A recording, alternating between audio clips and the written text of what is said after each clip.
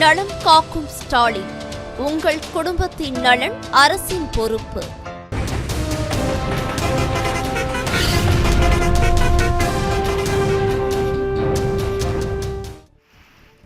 நீலகிரி மாவட்டம் பந்தலூரில் பொழிந்த கனமழையால் சாலைகளில் மழைநீர் பெருக்கெடுத்தோடுவதால் பொதுமக்களின் இயல்பு வாழ்க்கை பாதிக்கப்பட்டது. உதகை, கூடலூர், பந்தலூர் ஆகிய சுற்றுவட்டார பகுதிகளில் கனமழை பெய்தது. இதனால் கடை வீதிகளில் ஆறு போல் தண்ணீர் பெருக்கெடுத்தோடியது. கடைகளுக்குள்ளும் தண்ணீர் புகுந்தது. இதன் காரணமாக பொதுமக்கள் கடும் சிரமத்திற்கு உள்ளாகினர். இதன் காரணமாக வாகனங்கள் முகப்பு விளக்குகளை ஒளிரவிட்டபடியே ஊர்ந்து சென்றன. தொடர் மழையால் குளிர்ச்சியான சூழல் நிலவி வருவதால் பொதுமக்கள் அவதியடைந்தனர்.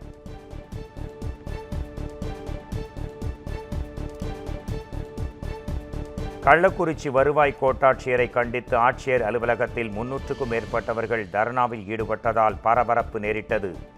அரசம்பட்டு கிராமத்தில் அமைந்துள்ள மாரியம்மன் கோயிலில் தேர் திருவிழா நடத்த அந்த கிராம மக்கள் முடிவு செய்தனர்.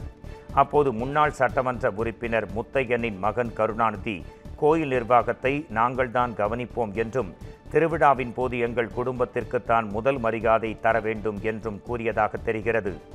இது தொடர்பான வழக்கில் அனைத்து வார்டுகளைச் சேர்ந்த மக்களை இணைத்து குழு சேர்த்து திருவிழாவை நடத்த உயர்நீதிமன்றம் உத்தரவிட்டது.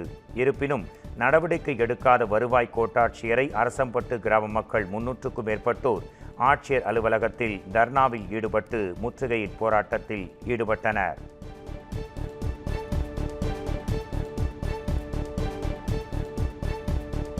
திண்டுக்கல் மாவட்டம் கொடைக்கானல் பெருமாள் மலை பகுதியில் உள்ள மளிகை கடைக்குள் புகுந்த முகமூடி கொள்ளையன் ஒருவன் 3 லட்சம் ரூபாயை திருடிச் சென்றார். கொடைக்கானல் பெருமாள் மலை பகுதியில் உள்ள சுல்தான் என்பவர் மளிகை கடை நடத்தி வருகிறார். இதற்கிடையில் கடையில் இருந்த சிறிய கதவை மூடாமல் சுல்தான் சென்றதாக தெரிகிறது. இதனை நோட்டமிட்ட அந்த மர்ம நபர் கடைக்குள் புகுந்து பீரோவில் வைக்கப்பட்டிருந்த 3 லட்சம் ரூபாயை திருடினார். அது மட்டுமின்றி கடையில் இருந்த பிஸ்தா, பாதாம் உள்ளிட்டவற்றை சாப்பிட்டு விட்டு செல்லும் சிசிடிவி காட்சியும் வெளியானது. இது குறித்து காவல்துறையினர் விசாரணை மேற்கொண்டு வரும் நிலையில் பணத்தை மீட்டுத் தர வேண்டும் என்று கடையின் உரிமையாளர் கோரிக்கை விடுத்துள்ளார்.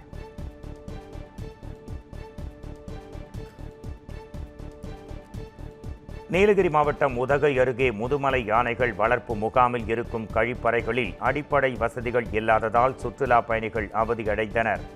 முதுமலை தெப்பக்காடு யானைகள் வளர்ப்பு முகாமில் விநாயகர் சதுர்த்தி விழா கொண்டாடப்பட்டது. இதையடுத்து மாலை 5 மணி முதல் யானைகளுக்கு உணவு வழங்குவதை கண்டு ரசிக்க சுற்றுலா பயணிகளுக்கு அனுமதி வழங்கப்பட்டது. இந்நிலையில் முகாமில் அமைக்கப்பட்டிருந்த கழிப்பறைகளில் தண்ணீர் மற்றும் மின்சார வசதிகள் இல்லாததால் சுற்றுலா பயணிகள் பெரிதும் அவதியடைந்தனர். கடும் துர்நாற்றம் வீசுவதால் நோய் தொற்று ஏற்படும் அபாயம் இருப்பதாகவும் இது தொடர்பாக தெப்பக்காடு வனச்சரக அலுவலர்கள் நடவடிக்கை எடுக்க வேண்டும் என்றும் தற்போது கோரிக்கை எழுந்துள்ளது.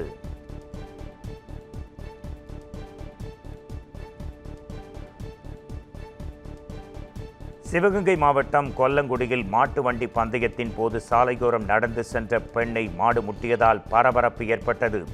கொல்லங்குடி ஸ்ரீ முத்துமாரியம்மன் கோயிலில் முளைப்பாரி உற்சவ விழா மற்றும் சைவ முனீஸ்வரர் கும்பாபிஷேக விழா நடைபெற்றது.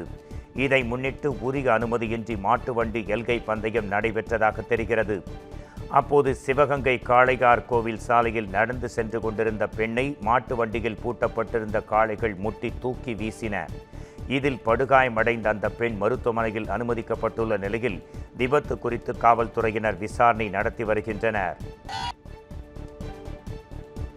விருதுநகர் மாவட்டம் அருப்புக்கோட்டை அருகே சரக்கு லாரி மோதி பெண் தூய்மை பணியாளர் உடல் நசுங்கி உயிரிழந்த சம்பவம் அதிர்ச்சியை ஏற்படுத்தியுள்ளது.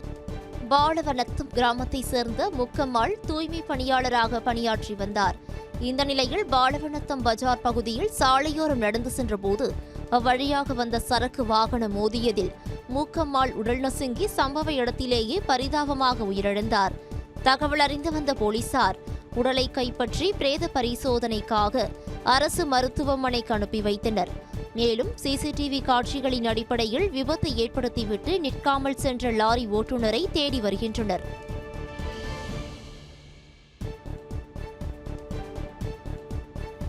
திருவள்ளூர் மாவட்டம் திருத்தணி அருகே கருக்கலைப்பு செய்யப்பட்ட 17 வயது சிறுமி உயிரிழந்தார். கொடிவலசா கிராமத்தைச் சேர்ந்த 17 வயது சிறுமி கடந்த மாதம் உடல்நலம் பாதிக்கப்பட்டு அப்பகுதியில் உள்ள ஆரம்ப சுகாதார நிலையத்தில் அனுமதிக்கப்பட்டார். அப்போது அவர் 5 மாத கர்ப்பிணியாக இருந்தது தெரியவந்தது. இதனால் அதிர்ச்சியடைந்த பெற்றோர் திருத்தணி அனைத்து மகளிர் காவல் நிலையத்தில் புகார் செய்தனர்.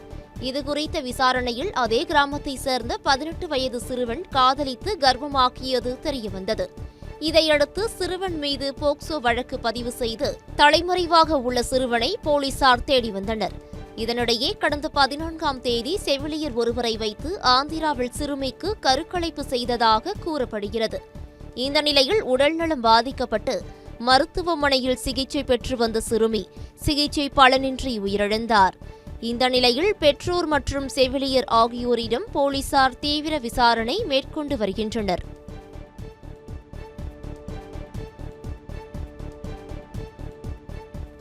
சத்தீஸ்கரில் மழை வெள்ளத்தில் சிக்கி தமிழகத்தைச் சேர்ந்த ஒரே குடும்பத்தினர் 4 பேர் உயிரிழந்த சம்பவம் சோகத்தை ஏற்படுத்தியுள்ளது. சத்தீஸ்கர் மாநிலத்தில் கடந்த சில நாட்களாக பெய்து வரும் கனமழையால் பல்வேறு பகுதிகளில் வெள்ளப்பெருக்கு ஏற்பட்டுள்ளது.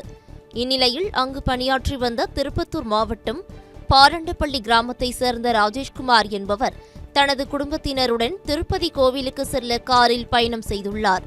அப்போது சுக்மா அடுத்த டர்பந்தனா பகுதியில் மழை வெள்ளம் காரணமாக அவர்கள் பயணித்த கார் வெள்ளத்தில் சிக்கி அடித்து செல்லப்பட்டது. இதில் காரில் பயணித்த 4 பேரும் பரிதாபமாக உயிரிழந்துள்ளனர். இந்த நிலையில் உடற்கூறு ஆய்வு முடிந்து 2 ஆம்புலன்ஸுகள் 4 பேரின் உடல்களையும் சொந்த ஊருக்கு எடுத்து வரும் பணியில் அதிகாரிகள் ஈடுபட்டு வருகின்றனர். திருவள்ளூரில் சாலையில் நடந்து சென்றபோது நாய் கடித்ததில் காயமடைந்த 6 வயது சிறுவன் அரசு மருத்துவமனையில் சிகிச்சை பெற்று வருகிறார். திருவள்ளூர் நகராட்சிக்கு உட்பட்ட பூங்கா நகரை சேர்ந்த ரகு காய்கறி கடை நடத்தி வருகிறார். இவரது 6 வயது மகன் நிஷாந்த் தனியார் பள்ளியில் 2ஆம் வகுப்பு படித்து வருகிறார். இந்நிலையில் சாலையில் நடந்து சென்ற நிஷாந்தை தெருநாய் ஒன்று துரத்தி கடித்தது. இதில் கை கால்களில் காயமடைந்த சிறுவனை அப்பகுதியினர் மீட்டு திருவள்ளூர் அரசு மருத்துவமனைக்கு அழைத்து சென்றனர். இதையடுத்து தெருநாய்களை கட்டுப்படுத்த மாவட்ட நிர்வாகத்தினர் நடவடிக்கை எடுக்க வேண்டும் என பொதுமக்கள் கோரிக்கை விடுத்துள்ளனர். வேலூர் மாவட்டம் குடியாத்தம் அருகே தென்னைமரம் சாய்ந்து மின்சார கம்பம் உடைந்து விழுந்ததில் 5 வயது சிறுமி உயிரிழந்த சம்பவம் சோகத்தை ஏற்படுத்தியுள்ளது.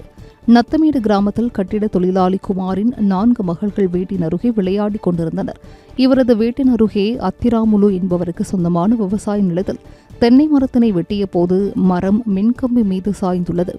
அப்போது மின்கம்பம் முறிந்து விழுந்ததில் குமாரின் 5 வயது மகள் நவ்யா பரிதாபமாக உயிரிழந்தார். அப்பகுதியில் சுற்றித் திரிந்த நாயும் மின்கம்பத்தில் சிக்கி உயிரிழந்துள்ளது. தகவல் அறிந்து வந்த போலீசார் சிறுமியின் உடலை மீட்டு பிரேத பரிசோதனைக்காக குடியாத்தம் அரசு மருத்துவமனைக்கு அனுப்பி வைத்தனர்.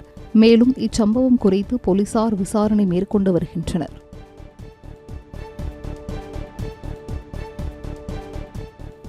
கள்ளக்குறிச்சி மாவட்டம் உளுந்தூர்பேட்டை பேருந்து நிலையம் அருகே அன்னை சத்யா வீதியில் மண்டை ஓடி கிடந்ததால் பரபரப்பு ஏற்பட்டது. உளுந்தூர்பேட்டை அன்னை சத்யா வீதியில் சுமார் 2000த்திற்கும் மேற்பட்ட மக்கள் வசித்து வருகின்றனர்.